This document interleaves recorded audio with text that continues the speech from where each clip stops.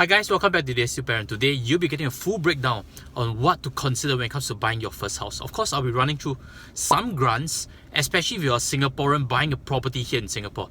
And on top of that, I'll be comparing between resale, BTO as well as a condo. So without further ado, I'll head up to do the rest of filming. I'll see you up there. The first deciding factor is of course the combined income between you and your spouse, and if that amount is 9,000 and less, definitely look for a HDB flat because be it resale or BTO, you're entitled to this Enhanced Housing Grant Scheme, EHG, and I'll put a quick chart over here to show you. In this chart is a running scale as you can see, and using 7,500 to 8,000 as a discussion point, you realize that you can get 15,000 worth of government grants when it comes to buying your HDB flat, and this grant is definitely going to knock down some purchasing costs when it comes to the HDB flat itself.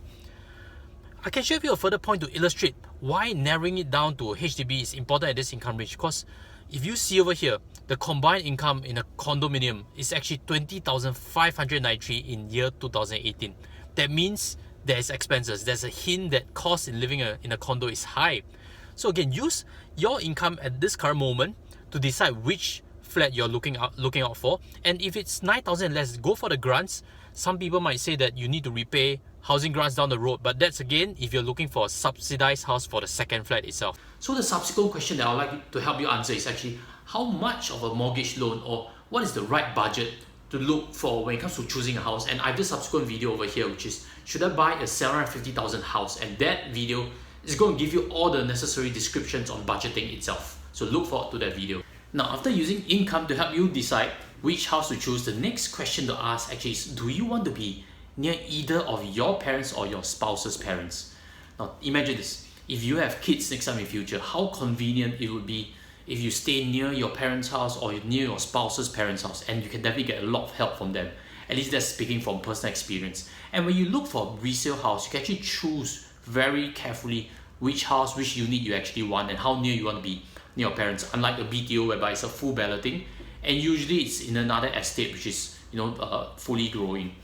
And when you look for a resale flat, the key part is you can actually get two other grants. One is the proximity housing grant, which is worth up to $30,000, and the next is actually the family grant, which is worth up to $50,000. And both of these grants are eligible if your combined income with your spouse is less than $14,000. So look forward to that. I'll pull up a quick chart over here from Money Smart, which helps you explain in combination with the Enhanced Housing Grant EHG, what does the BTO, resale and EC actually give you in terms of grants. Now I'd like to share with you a further tip when it comes to choosing resale house, which is to choose a house that is not too old.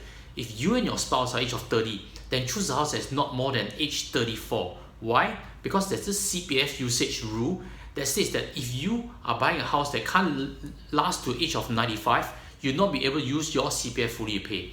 And to simply understand that rule is just to use your age plus 4. And that actually helps you choose your own resale house. But if you're looking for a BTO and willing to wait, then you're getting a brand new list, so that definitely does not come to the picture. So again, keep that in mind, and let's move on to the next part.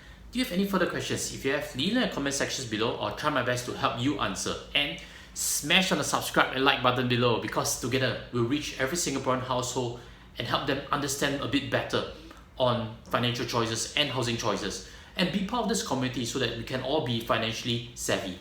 And with that, I'll end up by sharing with you this video over here that is on how to pay off your HDB fast.